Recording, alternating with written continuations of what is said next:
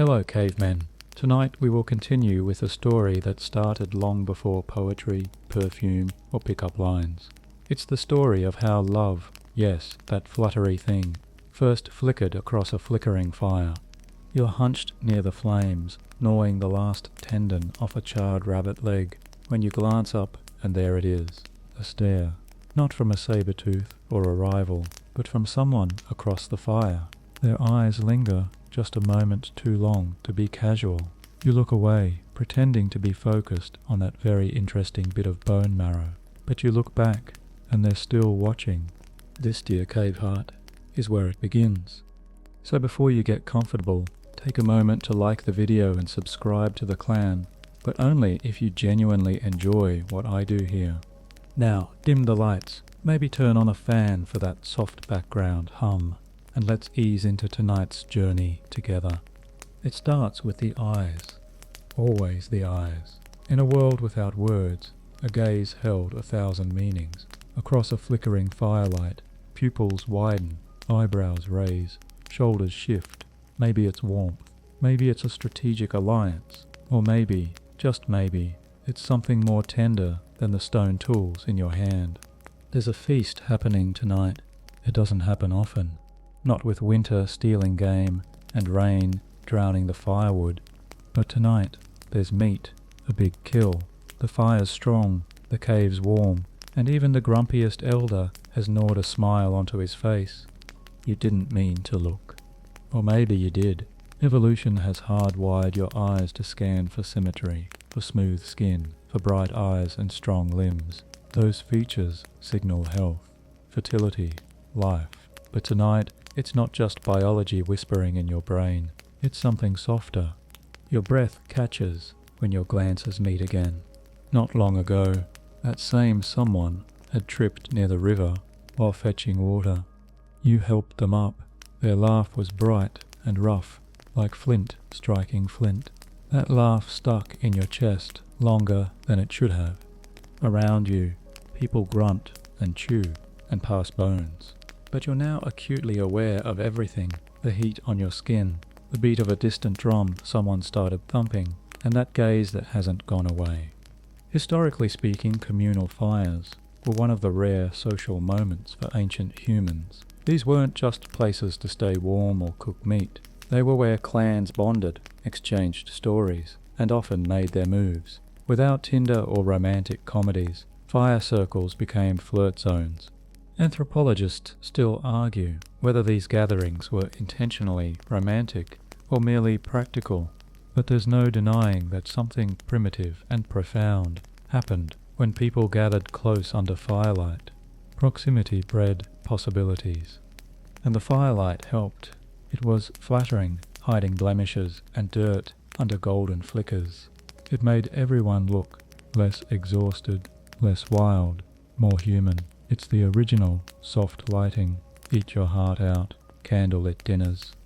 Your clan has rules. Every group does, whether carved into stone or muttered by elders with mouths full of moss tea. You're not supposed to flirt openly, not during a celebration. The focus should be on gratitude, on the hunt. But instincts have their own agenda. You lean slightly to the side, casually, closer to where they're sitting.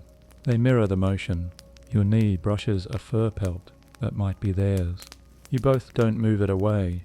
It's subtle, enough to keep plausible deniability in case someone notices. But inside, your heart beats thudding like a mammoth stampede. You probably won't survive this, if not from exposure, then from making the wrong move and getting shamed by the group. Love in the Stone Age had real stakes. Misreading a cue could mean exile, or worse, getting speared by a jealous rival. But for now, no one notices. Or maybe they do, and they're politely ignoring it. Even back then, people knew when to look away, except the children. They always see everything. Someone starts a chant. Others join in. The beat grows louder. You feel it in your ribs. A story's beginning. Something about the first wolf tamer, or the woman who turned berries into dye. But you barely register it. Your focus is that breath, that warmth, that possibility. Because across this fire, something ancient is happening. Something that doesn't need words. It just needs a glance, held for a second too long. And maybe, just maybe, the courage to get up and sit down beside them. The fire dies down to embers, but something between you and them keeps burning. You shift again, closer, just enough so that your elbows might bump if one of you stretches. They don't, but they don't move away either. That silence is louder than any of the chants. It's not just the warmth of the flames making your cheeks hot. It's the scent, their scent. It clings to the air between you. Not flowers or perfume. No, it's sweat, musk, and earth. And somehow, it's good, really good. Modern science would tell you that you're reacting to pheromones, tiny airborne chemicals that trigger subconscious responses. You wouldn't know the term, of course, but your body understands it better than words. It leans in. Your breath changes. Your spine straightens. You inhale again, subtly. It's the smell of skin warmed by fire, of someone who's just returned from gathering roots or drying meat, someone who's been moving all day, working all day, surviving all day. In the Stone Age, hygiene wasn't what we'd call stellar, yet people were surprisingly attuned to natural smells. Not artificial scents, but signals. A person who smelled right might be biologically compatible. Some even theorize our ancestors could sense immune system differences through scent alone, a method for finding stronger mates. Of course, there are debates. Historians still argue whether ancient humans really chose mates based on smell alone, or if it was just a happy accident of hormones. Either way, you're not just sniffing like a curious dog for fun. Your nose is doing some serious prehistoric matchmaking. You catch a whiff of smoke, dried grass, and something warmer, something skin deep. You swallow hard. They turn their head toward you. Their hair shifts, letting more scent drift your way. They're doing it on purpose now. You glance around. Most of the clan is distracted by the drumming and the storytelling. A few are dozing, but one elder, the sharp-eyed one with the bad hip, is squinting at your direction. You quickly look down, pretending to inspect a pebble, like it holds the secrets of the universe. Busted, maybe, but the elder just snorts and throws another log onto the fire. A few sparks jump upward. You take it as a blessing. Next to you, they shift their weight. You feel their knee brush yours. This time, it stays. You wonder if they're also holding their breath. You hope they are. It makes this moment feel mutual, like a secret pact, sealed in silence. You remember earlier in the day, during water gathering, how they walked behind you. You thought you imagined the closeness, the rhythm of their steps, syncing with yours. But now, maybe it wasn't your imagination after all. They smell like river clay, wild onions, and sun. You, on the other hand, smell like ash, rabbit grease, and uncertainty. Still no one's moving away. In modern times we wear deodorant, perfume, cologne, all designed to cover, control, or enhance our natural scent. But in the Paleolithic era, you were your smell. It was a part of your identity, your story. You couldn't fake it. And if someone liked the way you smelled after a day of hunting, hauling, and half burning your dinner, that was love, or at least interest. A fringe theory even suggests that some herbs were used not just for cooking, but for love-smelling, rubbing certain leaves on the wrists, behind the ears. The Stone Age's version of dabbing on a little odor-smoked fern. You wonder if they did that. You wonder if you should have. A sudden gust of wind carries the smoke sideways, and the two of you instinctively lean toward each other, away from it, and now your shoulders are touching. And still, no one moves. You glance up and meet their eyes again. You smile. It's small, just the corner of your mouth, barely noticeable to anyone else. But their face softens, their eyes crease, the tiniest grin forms, and there it is, the chemical spark, the unspoken yes.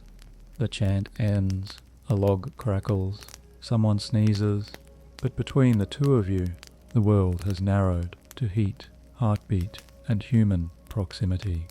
Maybe tomorrow you'll talk. Maybe you'll go gathering together. Maybe you'll clean a pelt side by side and bump elbows for an hour straight while pretending not to notice. But tonight, under this smoke-woven blanket of air and sparks, the air between you is no longer empty. It's full of potential. You wake early, before the others stir. The embers still glow faintly beside you, casting just enough light to see their shape curled near yours, close, but not touching. Yet, your stomach grumbles, and survival kicks back in. Romance doesn't fill bellies, so you rise, stretch your arms until your shoulders pop, and head out to gather something edible before the sun crests the ridge. You didn't plan it, but they follow you, quiet footsteps behind yours, not stalking, just present. And here's where it gets complicated. The courtship rituals of early humans didn't involve chocolates or flowers, no serenades, no dating apps. If you wanted to show affection, you brought something practical, something tasty, something you could have eaten yourself, but didn't. You find a patch of bulbous roots, fat, dirty, perfect when roasted. You grunt softly and gesture. They nod, a silent agreement. This is your gift. And so you start digging. Giving food wasn't just sharing calories. It was a high-stakes gesture. You could be feeding the future parent of your child, or a freeloader, or worse, a rival might see it and challenge you to a duel with sharp sticks and zero chill. But here's the secret. Love, even back then, required risk. You pull the biggest root out of the soil. It's thick, ugly, and precious. You hold it out. They blink. Take it gently. Their fingers brush yours. You feel like a mammoth just kicked your chest. Anthropologists believe that food sharing might have been one of the earliest indicators of pair bonding in hominins. In fact, some argue it predates language. Long before I love you, there was, here, I hunted this for you. But even now, you hesitate to say it's love. Maybe it's hunger mixed with hormones. Maybe it's strategy aligning with a strong gatherer for mutual survival. Historians still argue whether prehistoric love was emotional or purely transactional. But honestly, that's a modern debate. You're in the middle of it now, and it feels like more than survival. You head back toward the camp together, not side by side, but close. Others glance up as you return. One raises an eyebrow, another snickers behind a dirty hand. You ignore them. Later, when the root's been cleaned and thrown near the fire, you keep watch to make sure it doesn't get snatched. You poke the coals, rotate it carefully. You treat it like treasure. Because it is, you're not feeding the whole clan. You're feeding them. It's burned on one side. Of course it is. Your fire skills aren't exactly legendary. You pretend it's intentional and scrape the char off with your thumbnail. They take it with both hands, bite, chew, nod, a smile. You exhale, finally. That went better than expected. You sit closer now, shoulder to shoulder. You've earned it. And here's the funny part. Giving food, while romantic, is also dangerous. You're signaling interest. If they accept the food, and someone else in the group had unspoken claims, things might get messy.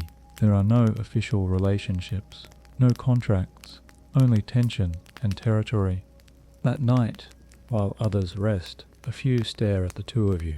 You sense one particular pair of eyes, someone who once laughed with them at the river, long before you ever noticed. You keep your gaze on the fire, but your hand rests on a rock, just in case.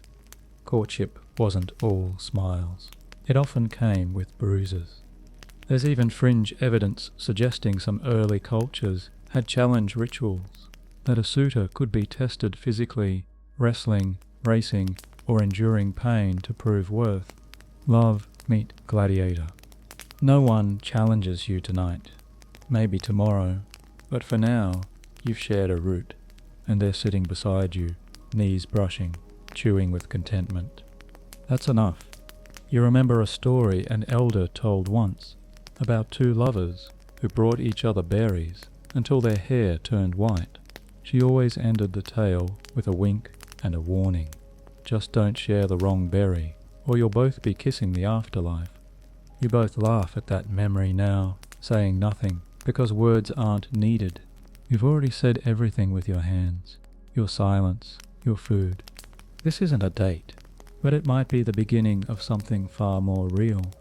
The moon is fat tonight, heavy in the sky, like it's watching you on purpose. You're full too, your stomach from roasted roots, your chest from whatever this feeling is. It's not just hunger or heat, it's the strange buzzing that happens when they're near. The clan drums again, not with urgency, but rhythm, low, steady. A call to gather, not for war, not for a hunt, for something older. The dance. You pretend not to care, but your feet shift, your chest tightens, because tonight is the night where signals turn into steps, and watching becomes moving. You don't know when the tradition started. Maybe the first time two people locked eyes across a fire. Someone decided it needed music, so they banged a stick on a log. Someone else started humming, and before anyone could stop it, they were all dancing, badly, barefoot, beautifully. And now it's your turn. The ground is packed dirt, soft with ash and years of stomping. The fire's been stoked higher. Shadows leap across cave walls, making everyone look larger than life. They're already there. You're not quite partner, dancing. Alone for now, arms moving in slow, hypnotic circles. Their gaze finds you through the smoke. You're doomed. You step in, careful, cautious, not to interrupt, but to orbit. You keep distance, but not too much. You mirror their steps. It's not choreography, it's intuition. A slow loop around the fire, two bodies moving like they're tied with invisible twine. Ancient humans didn't have Spotify, but they had heartbeat and breath. The earliest instruments, hollowed bones, clapped stones, echo tonight, guiding your rhythm. Some say these dances were spiritual, some say they were sexual, some say they were just a way to not freeze to death by moving in groups. Historians still argue whether courtship dances had real romantic weight or were mostly ritual. You don't care, because right now their hand brushes yours and stays. You both freeze, mid-step. The music fades beneath the roaring of your blood. Then the dance resumes, slower now. You're no longer just near them, you're with them. You glance at the elder who always watches. They nod, barely. Approval or warning, maybe both, but no one stops the dance. You lose track of time. Movement becomes meditation. The earth spins under your feet. The fire pulses with each beat. You smell sweat, wood smoke, animal hide, and them. You twirl, clumsy, but they follow. Laughter bursts from your chest, unplanned and sharp. It echoes off the cave walls and makes the youngest children giggle. Someone whistles, someone else claps, and for a moment it feels like the whole clan is dancing around you. A researcher once suggested that synchronized movement among early humans helped with social cohesion, that dancing might have been a bonding exercise, as powerful as shared food or shelter. Fringe theories go even further, calling it neurological alignment. You just call it magic. By the end, your legs are sore, your lungs burn, your hair's stuck to your forehead, but they're still next to you, still smiling, still watching you like you're the only face lit by the fire. And when the dance ends, and people start to drift away into furs and corners, you don't move. You sit. They sit beside you. Your hands, dirty and scraped, rest on your knees. Then, slowly, cautiously, their hand finds yours. And this time, they don't let go.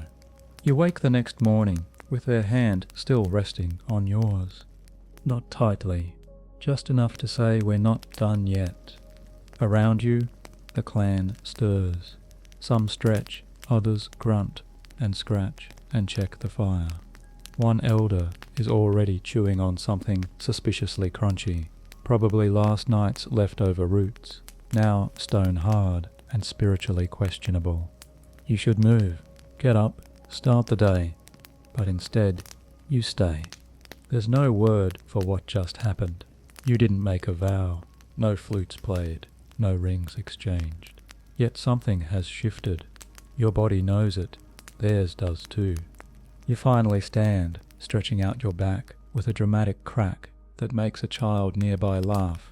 They rise too, and then, without thinking, without planning, you glance at them, and they glance at you. There it is again, that unspoken conversation, through nothing but the eyes. In a world without language, looking was everything. Anthropologists have noted that gaze behavior plays a key role in non-verbal communication, especially in species with cooperative behaviors. Human eyes, unlike most mammals, have visible whites. Sclera, which makes tracking gaze easier. That wasn't an accident. It was evolution's way of making you easier to read, more socially effective, and yes, more romantically dangerous. Because looking is intimate. You watch them braid a few strands of hair back from their face. The motion is simple, but it sends a flood of warmth through your chest. You remember watching your parents, though you never thought about it back then. Your father glanced at your mother constantly, when she was stirring bone soup, when she was scolding the dog child, who wouldn't stop biting sticks. He looked at her like she was the whole cave. Now you understand. You spend the morning gathering with them, not speaking, just being. You kneel side by side, hands digging for roots. Occasionally your fingers brush. You don't apologize. And all the while, you keep looking. There's a game to it now. You meet eyes and look away, then do it again, then hold the gaze just a beat longer. The silence stretches like sun-warmed sinew. It doesn't snap, it hums. It's not just the eyes either. It's the posture, the way you sit slightly turned toward them, the way they tilt their head when you fumble a root and pretend you meant to drop it. Flirting without language is a symphony of shrugs, glances, huffs, smiles, and one eyebrow slightly raised. Historians still argue whether this was conscious behavior or instinct. Did our ancestors try to be cute, or were these signals simply shaped by survival patterns? One fringe anthropologist theorized that early humans used gaze stacking, making eye contact, then breaking it to look at something useful like food, shelter, or weapons, then returning to the person. A way of saying, I notice you, I can provide, you should notice me back. You do this now. You look at them. Then at the fat, healthy root you've dug up. Then back. They smirk. Message received. Later, when the sun is high and sweat slicks your spine, you sit to rest beneath a crooked tree. They join without asking. They pull off a leaf and press it against your arm like it's medicine. It's not. It's just a touch. But you pretend to examine it anyway. You hold their gaze longer this time. You're not thinking about the future, not wondering how many kids, not counting how many winter furs you'll need if they move into your side of the cave. You're just watching and being watched. And in that shared silence across thousands of years of evolution and instinct, you're speaking the most ancient language of all. You are here. You see them, and they see you. Your thumb grazes theirs. It's casual, at least you pretend it is. A shift of weight, a stretch, but your skin knows the truth. That fleeting point of contact sends a ripple up your arm, down your spine. They don't pull away. They let it linger, touch. That's the next step. It begins small, like a leaf brushing a branch. In a world without love songs, without whispered confessions, your hands must speak. And they do. They say, I'm here. I choose this. I'm not afraid of being close. You remember faintly the first time someone touched you like this. Your mother, maybe, rubbing sap on a scraped knee, or an older sibling tossing you onto a fur pile in play. But this is different. This is deliberate. Stone Age touch, wasn't taken lightly. The world was harsh, full of sharp rocks and sharper teeth. A hug might mean warmth, it might mean safety, or in some cases it might mean mating season just opened and you'd better be ready. Touch was sacred and dangerous. A graze could invite a snarl from rivals or elders, because in the close quarters of the clan, everyone watched everyone. Touch changed dynamics. It carved invisible lines. It asked questions without permission. Historians still argue whether Stone Age societies had rules around physical contact, or if it was all instinct, but bone records show plenty of healed injuries. That might suggest jealous fists. Love could bruise. You lean back now, arms crossed behind your head. Your side brushes theirs. They don't flinch, they rest their shoulder against yours. There's a calm that follows, like you've both stepped inside a bubble the rest of the clan can't see. Then something strange happens. They reach over and flick your ear. You jolt. They grin. It's the oldest form of teasing in the book, which you have not yet invented. You retaliate by tapping their knee with a stick, not hard, just enough. They gasp, like you've broken their leg, then collapse into laughter. Flirting by poking, prehistoric, primal, and weirdly effective. There's a fringe theory floating around that early human touch patterns mirrored grooming behavior in other primates. Picking bugs, stroking hair, even light biting. Yes, biting. Some signs suggest playful nibbles weren't just for laughs. They were bonding tools. You notice now they're tugging at a twig caught in your hair. You didn't even know it was there. They pluck it gently, then flick it away. You nod in thanks, suddenly hyper-aware of how close their face is. Your noses almost touch. You blink. They blink. You laugh. The spell breaks for now. By midday, you're both sprawled on a warm rock, legs brushing, hands relaxed, not clasped, but close. You hear someone cough pointedly. One of the older women, sharp as bone flint, gives you a glance that could slice a bear. You sit up a bit straighter. Respect must be paid. Still, she doesn't chase you away. Maybe she remembers her own touch stories. Maybe she's just amused. Either way, you're allowed to stay. Later, while gathering firewood, your hands meet again on the same stick. Neither of you lets go. Not immediately. The branch wobbles between you. Then you both laugh and drop it at once. It's not elegant, but it's real. You help them lift a log. You guide them across slippery stones.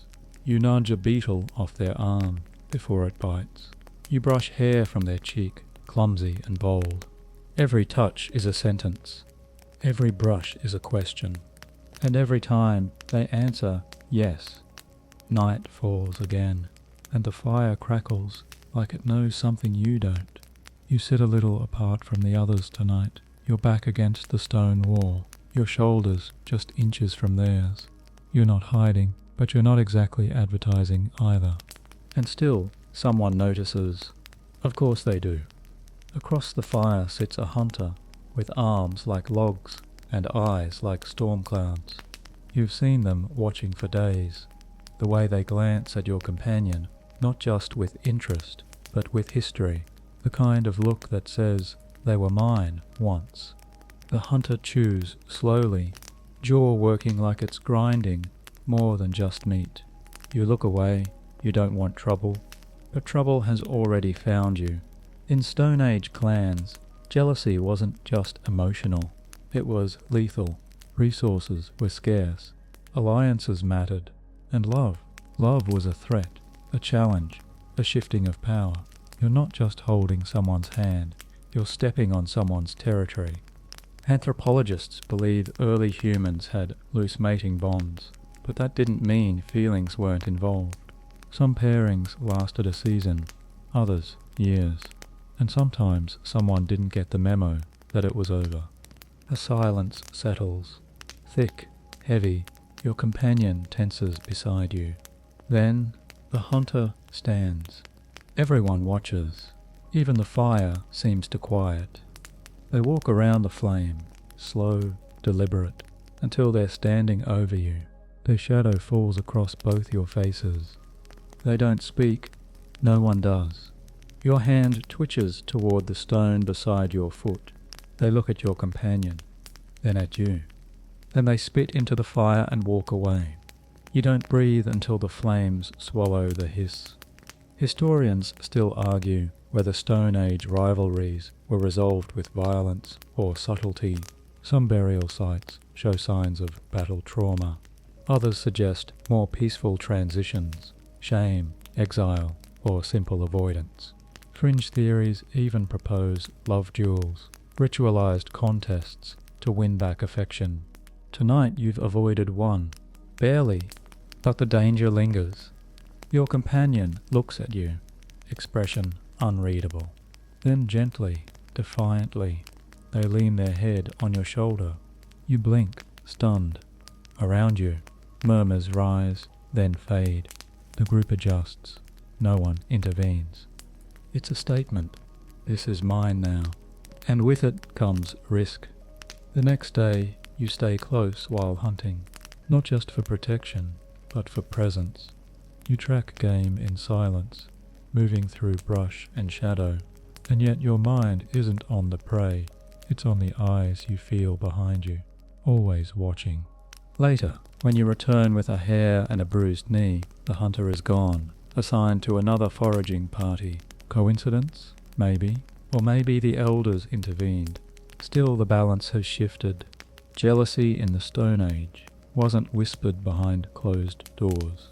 It was felt in bone and blood, in glances, in the way someone handed you a tool too roughly, in the way a shoulder accidentally bumped yours too hard during a skinning session. And yet despite the threat, despite the tension, you stay close. You share meat again. You let your companion pick gristle from your teeth. You catch them watching you when you think you're alone, and they don't look away. Love in this world isn't fragile. It's forged. It survives glares, silence, and sharpened bone. And as you fall asleep that night, your back against the cave wall, your hand loosely holding theirs beneath the furs, you know you've passed a test older than fire itself, the test of who will fight for me. Morning mist seeps through the cave's mouth, like a soft warning. You stir, still tangled in fur, still tethered by a hand that hasn't left yours through the night. The world outside hums with distant animal cries and rustling leaves, but you're not listening. Your eyes drift to the wall, not just any wall, that wall, the one marked with smears of ochre, ash, and mystery. It's covered in drawings, deer with outstretched legs, stick figures holding spears, sunbursts that could be stars or gods. You've seen it your whole life, yet now something looks different. One small symbol near the edge of the frame, freshly dark.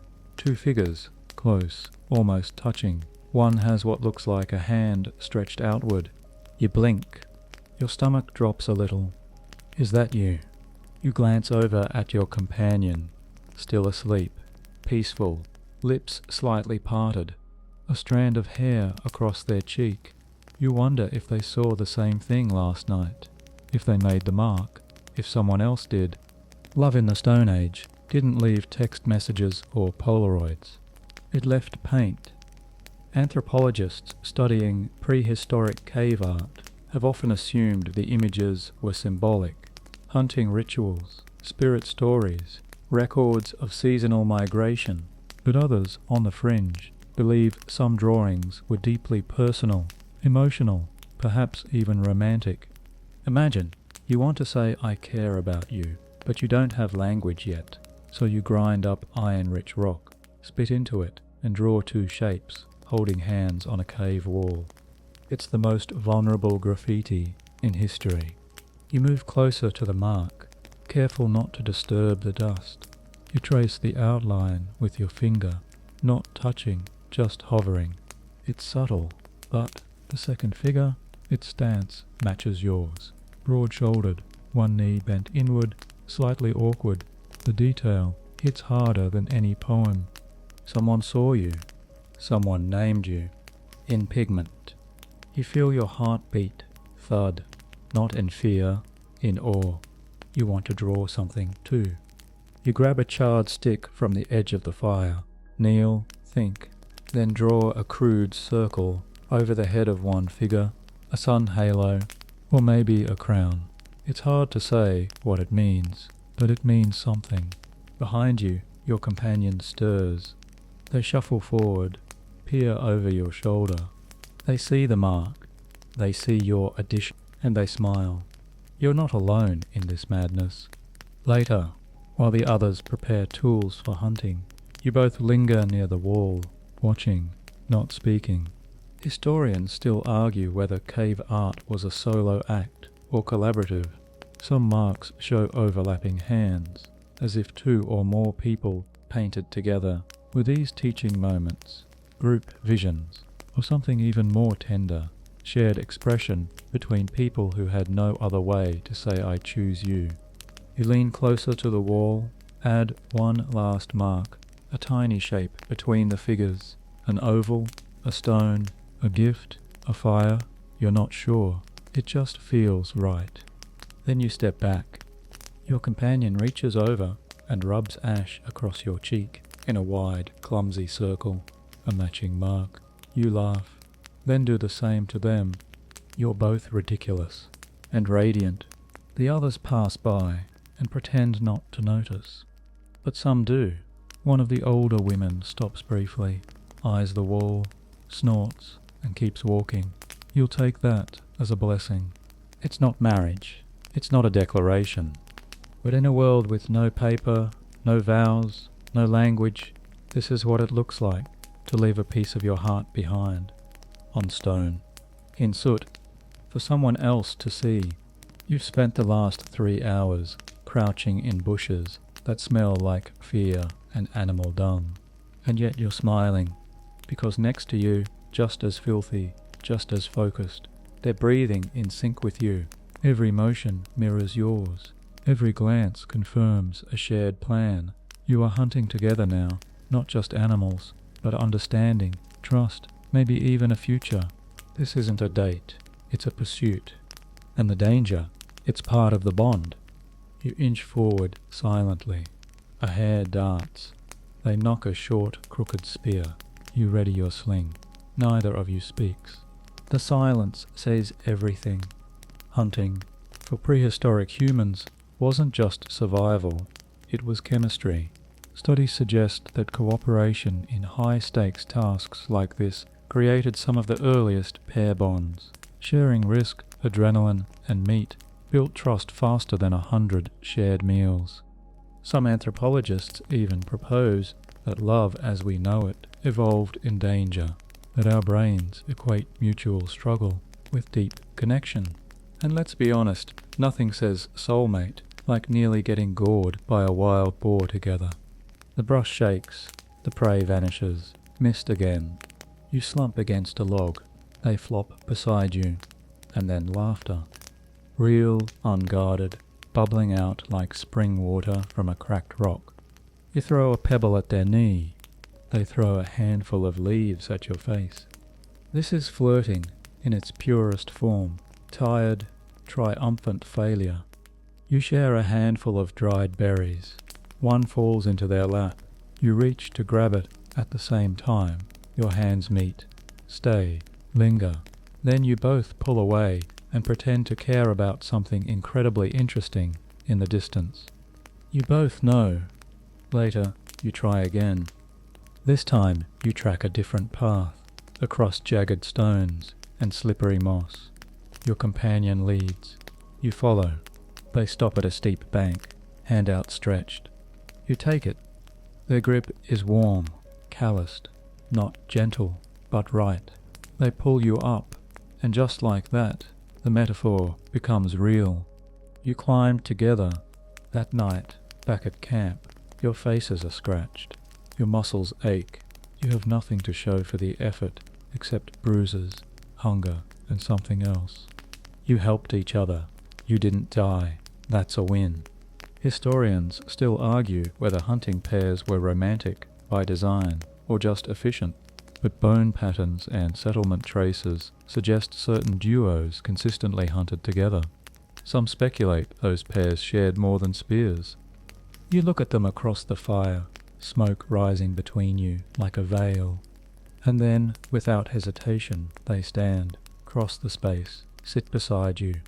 No words, no looks, just presence. You both smell like animal sweat and crushed weeds, but to each other it's better than perfume. You pull your shared pelt over both your shoulders. They lean in. This isn't comfort, it's commitment. Tomorrow you'll try again, another hunt, another bruised ankle, another chance. But tonight, under furs and stars and a low breath of fire, you lie side by side, hearts thumping like drumbeats, in a cave you're starting to think of as ours. The cave feels colder tonight, not because the fire is low, but because you're not sleeping alone anymore. And somehow that changes everything. They're right beside you, sharing your pelt, your breath, your silence. You can feel their ribs rise and fall. You can feel their warmth seep into your back. And still, you don't move. Because closeness like this under the weight of stars and stone is as fragile as it is sacred. You shift just slightly. They follow. Your spines align. A sleepy hand finds your side. Fingers splay gently, almost accidentally, across your ribs. You're not sure what to do with your own hands, so you just breathe. This isn't lust, not right now. It's safety. And in the Stone Age, safety was the rarest luxury of all. Sleeping near someone wasn't just sweet, it was strategic. Body heat mattered. Proximity meant fewer chances of being dragged away by a bear, a rival, or a night spirit your elders swore lived in the cracks of the world. Anthropologists point to shared sleeping spaces as one of the earliest indicators of emotional attachment. Beyond survival, this kind of closeness was chosen. If you stayed near someone even when the hunt was done, the fires were low, and you were allowed to drift elsewhere, then it probably meant something. You feel their breath against the back of your neck now. It's steady, rhythmic, calming. You let your eyes close, and you dream of nothing in particular, just warmth and the subtle pressure of a familiar presence beside you. The next morning, the light hits you before the fire does. Your eyes crack open, and they're already watching you. Not in a creepy way, in a "you were here all night, and I still wanted to look at you when I woke up" kind of way. You blink, smirk, grunt, something vaguely dismissive. They grin. The others are stirring. Some pretend not to notice. Others definitely notice. One young boy gives you both a dramatic wink, then trips over his own foot and falls face first into the ash pile. You laugh harder than you should. So do they. You're not embarrassed. Not anymore. The cave has accepted this. You've passed the test of space. But now comes the test of time. Will this last past the moon cycle, past winter, past the next migration? Historians still argue whether early romantic bonds were built to last. Some remains suggest lifelong partnerships.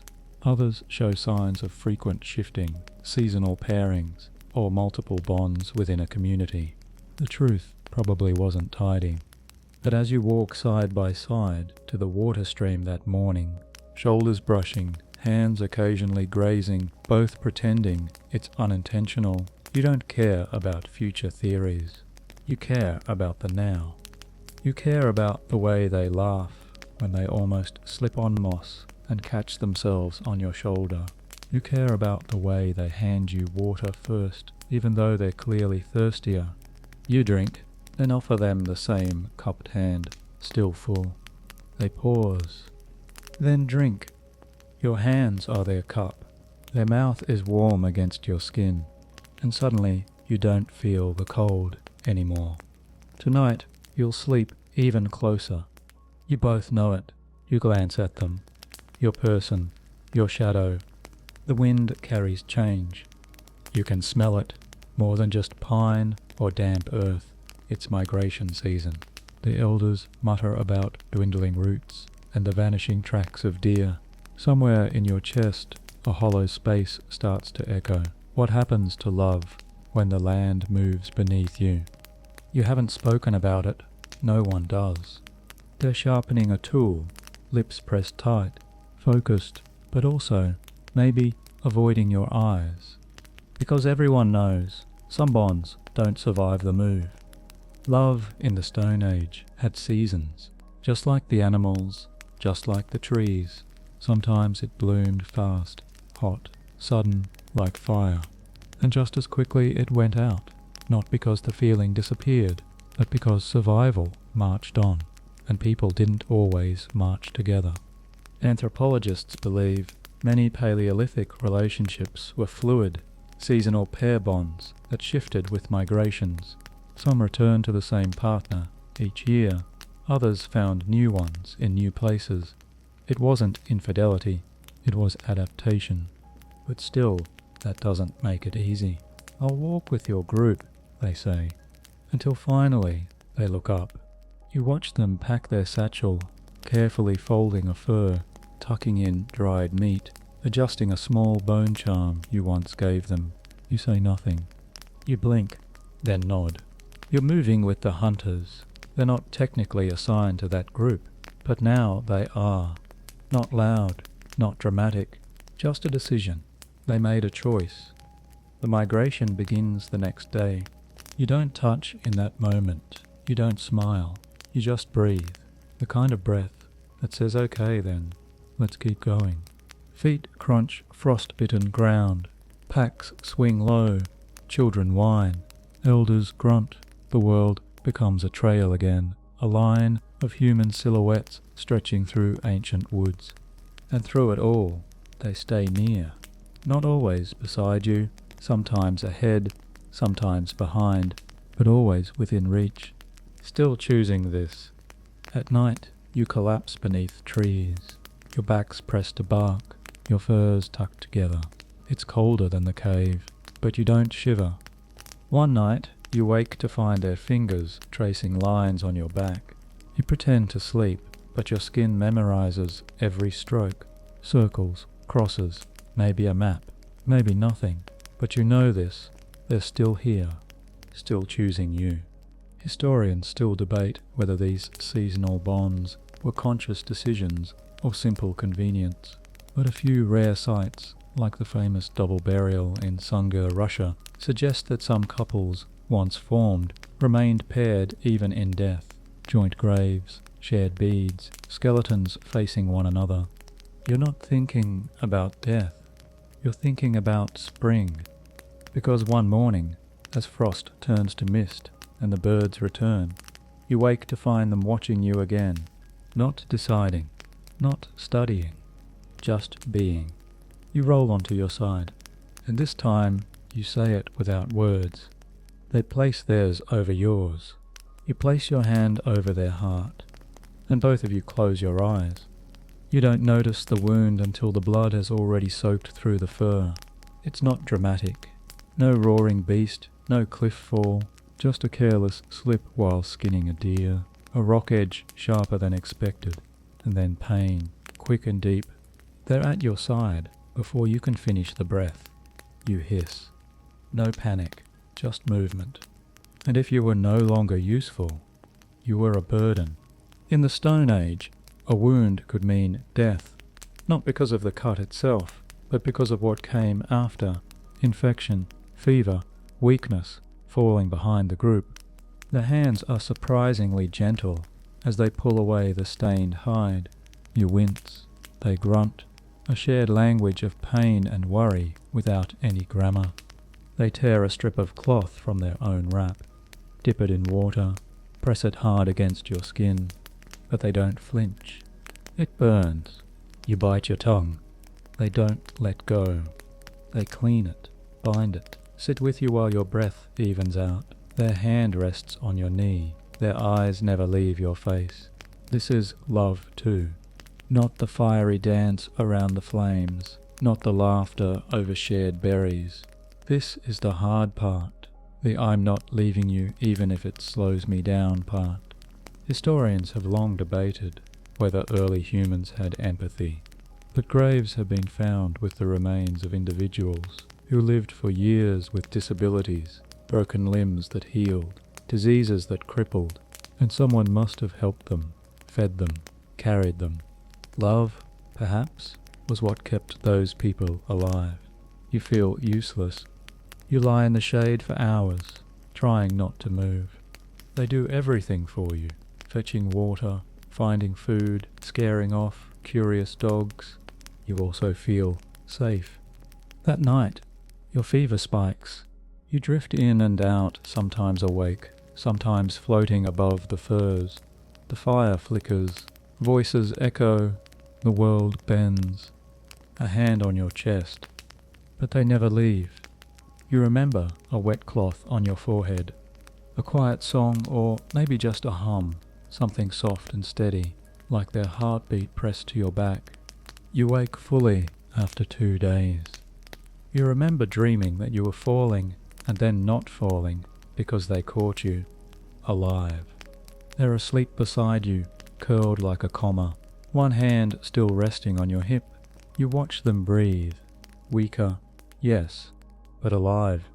This is more than attraction, more than fun. This is what happens when two people carry each other's weight, literally and otherwise. You swing it weakly, they laugh. Later, when you can walk again, they hand you a sharpened stick, just in case. They grunt, smiling. But you'll try, because they tried. You both know you won't be much use in a fight this week. Baby won't stop screaming, and because in a world of sharp rocks and colder nights, being someone's reason to stay alive might be the most powerful form of love there is. It's not yours, not yet. It belongs to the couple across the fire, the older one, with the scarred lip and the patient eyes. But the noise echoes through the camp like a storm against stone, and as you press your palms to your ears, you catch a glance between them. That look, exhausted, frayed, and still somehow connected. You glance at your own person, your shadow, your warmth, your rock. They're watching the baby too. You wonder, is that love too? You've seen the way he watches her hold the infant, his gaze full of both terror and awe, and the way she lets him try to feed it, even though he fumbles every time. It's messy, loud, sleepless, and yet they keep leaning into each other instead of away. And in their eyes you see something you hadn't noticed before. Curiosity, maybe even longing.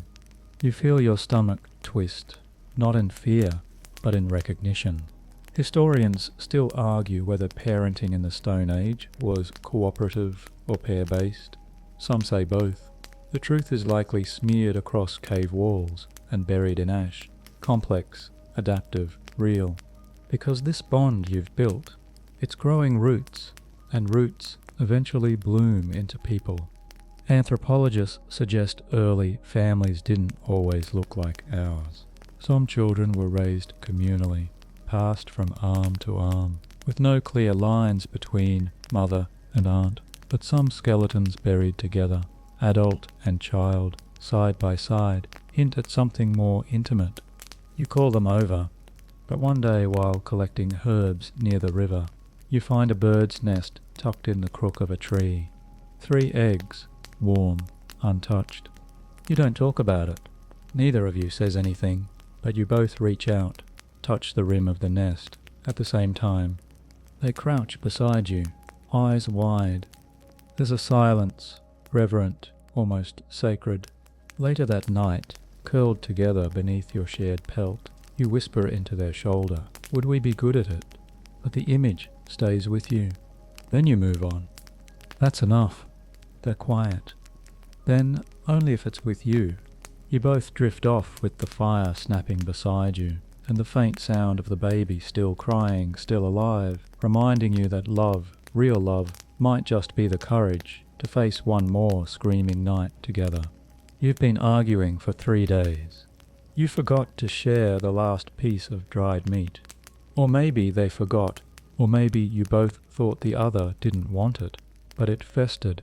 It became about more than meat, not shouting, not storming off, just silence, where there used to be laughter, distance, where there used to be touch, and attention thick enough to spear and roast over the fire. It started over something stupid. Of course it did.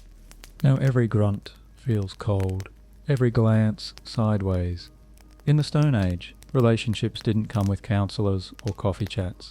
There was no "we need to talk." There was only fire, shared work, and the risk of going to sleep mad under a sky that didn't care whether you ever made up. You try to act normal, gathering, skinning, keeping pace during walks, but you miss their touch. You miss the way they used to press their arm against yours when you sat too close on purpose. Now they sit 3 furs away. It aches more than any wound. And still you're stubborn. Conflict, for early humans, wasn't just emotional, it was logistical. A falling out could mean your partner no longer helped carry firewood, or watch your back during a hunt, or tend your wounds, or even sleep next to you when the temperature dropped below hypothermia for one. They are two.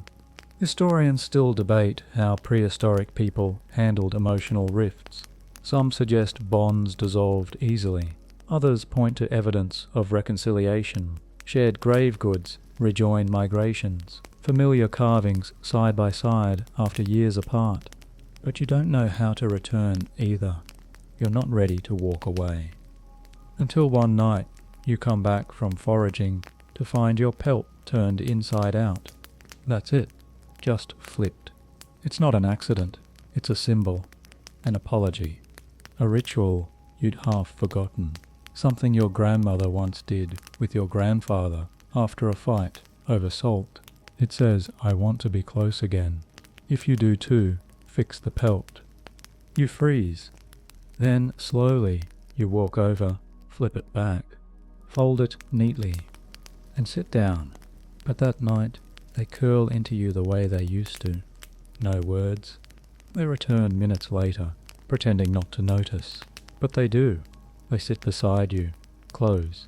Their hand brushes yours. Forgiveness in this world doesn't look like flowers or poems. And it's not perfect. It's not a fairy tale. But it's real. It looks like sitting close again, sharing warmth again, pulling a stubborn pelt back into place. Some mornings you wake and they're already gone. And each time there's a flicker in your chest, a shadow of absence, a question, what if they don't come back? Not far, just beyond the trees, tracking something, or crouched by the stream, rubbing furs against stones, but still gone. They always do. And yet, some don't. You never asked them to stay. They never promised they would. That's not how things work here. Love, in this time, is a day-to-day agreement, a pact renewed silently, each time they choose to return, to sleep beside you, to press their palm into yours when the wind gets too sharp. But still, across the camp, there's someone who used to laugh louder than anyone, always dancing, always smiling. Now they walk alone. The firelight no longer dances in their eyes. Their person left at the last river camp, walked off with someone else, or maybe just walked off. Just absence. No fights, no ceremony. Some people simply disappear from each other's lives, like snow melting under sun. Quiet, inevitable. It happens. And you begin to wonder, is this forever? You never asked before. It felt too fragile to name. But the thought lingers now, clinging like ash to your fingertips. Would you stay? One evening, while stripping bark for kindling, you finally say it aloud. They look at you, not surprised, not confused. There's no bitterness in it, just truth, Stone Age truth. Love is not a cage here. It's not carved in bone. It's a choice, a rhythm, a series of shared mornings and returned gazes. I'm here, they say. Then softer, I stay each day, until I don't. You want to be angry, but you can't. You walk together that night, away from the camp, through tall grass and wind. because it's beautiful too. But it is. You talk about nothing. You don't touch. You just move in step. And when you sit together beneath the stars, you both know this may not be forever. Right now. And that has to be enough. The fire is low now, just gentle amber veins pulsing under ash. Your body rests heavy against theirs. You feel the world quiet around you, the rustle of distant leaves, the soft shuffle of someone finding a place to sleep, the hush of night pressing against the cave like a blanket. Everything slows, even your breath. You trace a finger along the back of their hand, not to ask for anything, just to feel something real in this fading light. They sigh, shift, pull you closer. And for a moment the ache of survival disappears. There are no predators, no sharp stones beneath your feet, just warmth, shared warmth. You think about that first glance across the fire, the hesitation, the route you shared, the dances, the distance, the pain, and still they stayed. You kissed their shoulder, soft, thoughtless, natural. Their thumb strokes your wrist. Outside, the stars begin their slow spin, a sky so ancient, it's watched 10,000 moments like this one. It watches you now. You close your eyes. Their breath slows too, and you think just before sleep takes you, maybe this is what love has always been. Not promises, not perfect words, just choosing each other, one night at a time. They're sitting across from you again, but tonight, so is someone else. Not just near, next to them. You try not to react, try not to watch the way that stranger laughs too loudly at their joke, or how your person doesn't lean away. You stab your meat with a stick, more forcefully than necessary, and pretend not to notice the sour taste in your mouth. Welcome to the complicated rules of love, when it isn't only yours. In some clans, exclusivity didn't exist, not the way we think of it now. Sharing partners wasn't shameful, sometimes it was encouraged. For alliances, for balance, for survival. Anthropologists have found that in certain small groups, sexual pairings were flexible. Bonds formed and dissolved without conflict. Some fringe theories even propose that jealousy was less about love and more about food, resources, or status. Still, you feel it now. That creeping tension, that voice inside whispering, are they choosing someone else? You don't speak of it. Not yet. Instead, you help them prep skins for drying, side by side. Your fingers brush. They look at you, familiar, warm, but distracted. That night, you don't sleep near them. You lie further from the fire, pretend you're just tired, that the extra distance is about comfort, not hurt. But they notice. In the middle of the night, they come over, kneel beside you, whisper something in your ear. It's not an apology, not quite, but it sounds like I'm still yours.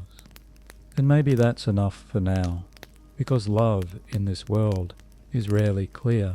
It's messy. It shifts like riverbeds, spills into places you didn't expect, and still you keep choosing it. Not because it's simple, because it's human. They're gone.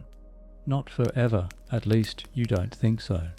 They left with the trade group this morning, heading across the valley to exchange hides and tools with another clan.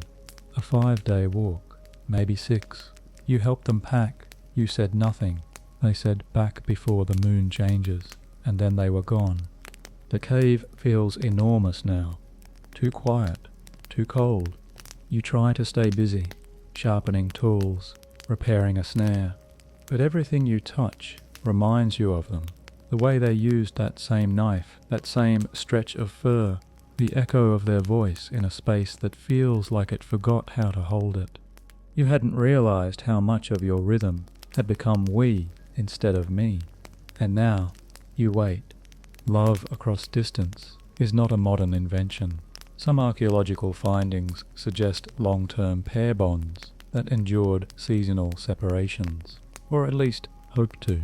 Shell beads from distant coastal regions found in inland burial sites, hint at gifts passed between lovers far apart. Historians still argue whether early humans felt longing as we do, emotional, abstract, gnawing, but some fringe theories suggest that missing someone was not just emotional, but chemical, that absence shifted brain patterns, that loneliness was survival's alarm bell ringing. You feel it now. Each night you sleep closer to the fire, not because you're cold, but because their warmth isn't there. Each morning you check the trail, hoping to see them returning with a bundle of herbs and that crooked smile. By the third night you carve a mark into the cave wall, just a line, but it means I remember, I'm waiting. Then finally on the sixth day you hear voices, footsteps. You turn. They're there, dirty, tired, grinning. They toss you a pouch. Inside, dried berries. Your favourite. You don't speak. You just pull them into your arms. They stay there, and you know whatever this is, it stretches, even across valleys, even across time. Section 18. You hear the sound before you see it, a soft, sharp cry breaking the air like a twig underfoot. And just like that, everything changes. The baby is yours. Or almost. You're not sure if there's a word for it. There wasn't a ceremony, no announcement, just a missed moon, a swollen belly, and now this, a bundle of skin and sound and fragile breath, pressed against your chest like a second heartbeat. They're asleep, exhausted, curled around the baby with a kind of animal ferocity, daring the world to come too close. And you're just staring. Not in fear, not in joy, in disbelief. How can something so small feel heavier than a mammoth? Stone Age parenting wasn't optional. There were no strollers, no books, no breaks. You carried your child with you or not at all, and often not at all meant not for long. But here they are. Here you are. Anthropologists believe that parenting played a massive role in the development of human empathy, holding helpless things, protecting them, planning for futures. That might be what made us human in the first place. And here, with a fire dwindling, and this tiny thing wrapped in furs beside you, you begin to understand. They stir, you hand them water, they sip, you wipe the baby's forehead with a cloth that smells like smoke and pine. It's not romantic, it's not cinematic, but it's real. Later, while the rest of the group prepares to move camp, you argue quietly about who will carry what. You want to hold the child. So do they. So you do it together. You tie the baby to your chest with cords and cloth. They double-check the knot. You both laugh at how awkward it looks. Then walk forward, step by step, carrying something you never asked for and already couldn't live without. Historians still argue whether prehistoric people viewed parenthood as sacred or simply necessary, but some graves filled with beads and charms beside tiny bones suggest love, deep love. You watch the baby yawn. You smile at them. They smile at you. And now, you're not two anymore. You're a we. You're older now. Not old, exactly, but old enough to feel the mornings in your knees, and to know which roots cause bloating, and which stars mean rain. You walk a little slower. You carry the child on your back a little less. They're walking on their own now, anyway, wobbly but determined. And you've begun to talk, not to the child, to the others, to the young ones, around the fire, beneath the moon. While chewing dried meat that tastes like regret, you begin to share stories. Not grand ones, personal ones. You tell them about the time you tripped, carrying a boar, and fell flat in a puddle, how your partner laughed until they cried, and then helped you up like it was sacred. You tell them about how love doesn't always feel like fire. Sometimes it's more like moss, slow-growing, soft, covering everything before you realize it.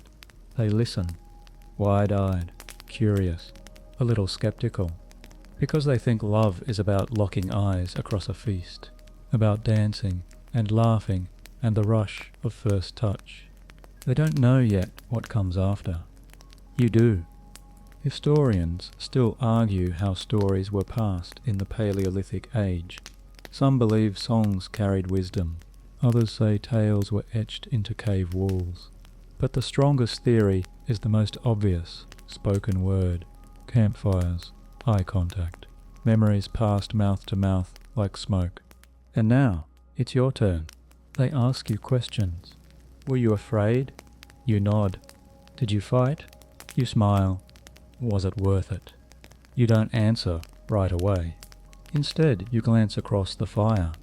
Your person sits nearby, gently removing thorns from the child's foot. Their hands as steady as they were years ago. The child sniffles. They murmur something soft and kiss their forehead. You turn back to the young ones. Yes, you say quietly. They nod. One leans closer and asks, "How did you know it was real?" You take a breath. You don't, you say. You choose it until it becomes real. The fire pops. Sparks rise like tiny promises. And just like that, the story passes on. The air is heavy tonight. Not with weather, but with tension. You smell it before you see it. Whispers that move like smoke. Glances that last too long. Someone sits farther away than usual. Someone else refuses to make eye contact. You already know. Something happened. You hear it in fragments. A touch exchanged in secret. A promise broken. A pelt shared between fires when it shouldn't have been. It's not your story, but somehow it tugs at the edge of yours. They see it too. They look at you, cautious. You both remember how fragile this can be. Infidelity in the Stone Age didn't involve vows or rings, but it did matter. Trust meant survival, and breaking that trust could fracture more than hearts. It could fracture the group. Historians still argue whether early humans valued monogamy or fluidity. Some point to pair bond burial sites. Others cite shared child rearing and flexible mating practices. But even then, betrayal felt like betrayal, because it threatened the one thing more important than love: stability. You remember the first time you felt it, a flicker of doubt, years ago, when they laughed too long with someone else. You didn't speak it aloud, but it grew like mold in the dark. So you talked. You told them what it made you feel, how it bent your spine with insecurity, how it made you want to walk until the world felt empty again. They listened, and they stayed. Tonight, the people involved in this story don't speak. They sit apart. The child cries more than usual. The air won't clear. You tighten your grip around your companion's hand, and they squeeze back, quiet, grounding. That night, while others sleep fitfully, you both sit awake beneath a sky full of judgmental stars. You whisper to each other, not secrets, just memories. The time you burned the meat and they ate it anyway. The time you were sick and they held the fire steady all night. The time you were both too tired to speak, but you slept touching anyway. These things matter. They stack. They become a wall stronger than any misstep. You rest your forehead against theirs and say it not loudly, but clearly. I'm still choosing you. They close their eyes. Nod. I'm choosing you too. The burial happens at dawn. It's quiet, not because anyone asked for silence, but because it arrives naturally, like mist, like grief. An elder passed in the night, the one who always told stories that felt half dream, half warning, the one who laughed with no teeth and smelled like herbs and ash. They weren't your blood, but they were part of your circle, part of your fire. You help carry the stones. They help dig the earth. Your hands move in rhythm, dirt under your nails, breath short, arms aching. And then you see it, something pressed into the burial cloth, a bracelet woven from reeds, coloured with clay, old, fraying. You've seen it before. It belonged to their partner. Still does. You look up. Across the burial pit, their partner stands, head high, face still, but their hands tremble. The gift says everything. Love, in the Stone Age, did not always leave behind poetry, but it left tokens, small ones, simple ones, things carried long past their practical use, beads made of teeth, shells from distant rivers, reed bracelets bound in silence. Some archaeologists once uncovered a double burial, two people lying side by side, adorned in matching ivory pins. Others found lovers, buried facing one another, hands nearly touching. Was it coincidence or ceremony? Historians still debate whether these signs prove romantic love as we understand it today, but some things don't need translation. The burial ends. Stones cover the body. Ash is scattered. Smoke rises. You take your companion's hand, and together you step forward. You place your own offering, a carved piece of bone, smoothed from years of being held. No explanation, just a gesture. Your companion squeezes your hand.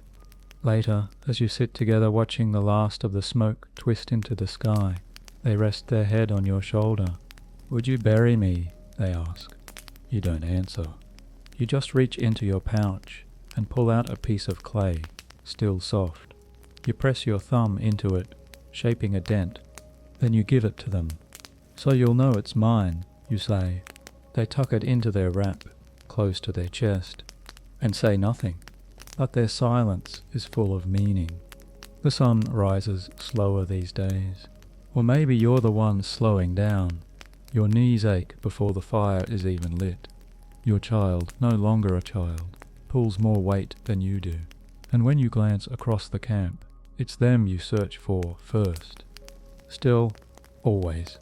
They're grinding roots into paste now, mumbling a half song, while their hands move with the confidence of repetition.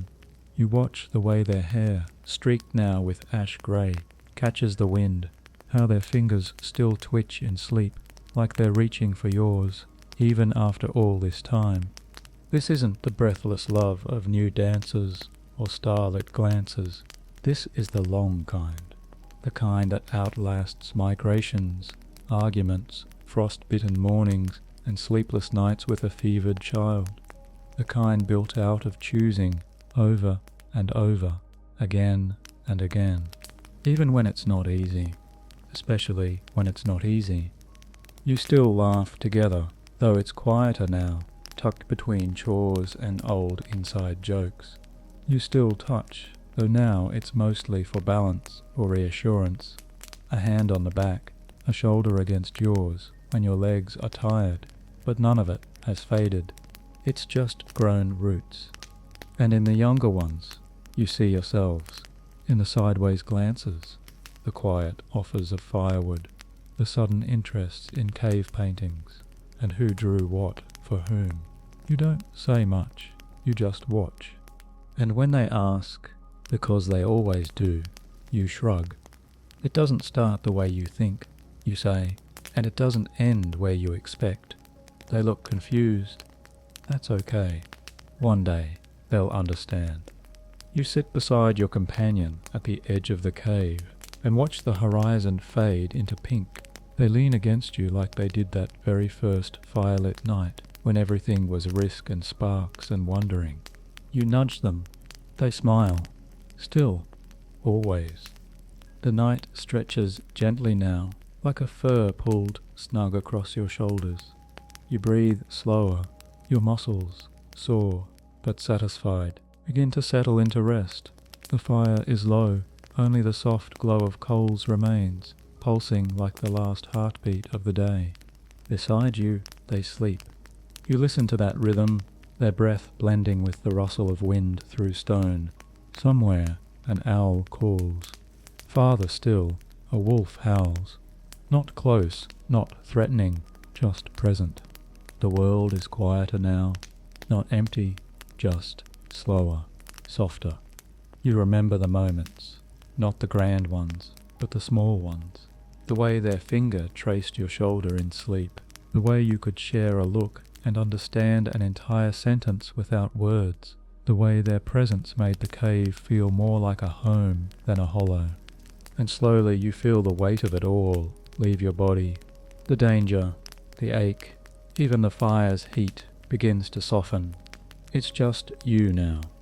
You and the stories etched on cave walls.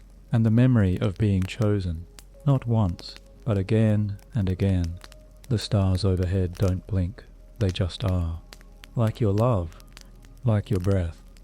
Like the way the two of you, even after everything, still reach for each other in sleep. So let yourself drift now. Let the warmth stay. Let the fire hum its lullaby. And when your eyes close, know this. Even in a world of stone, something soft survived.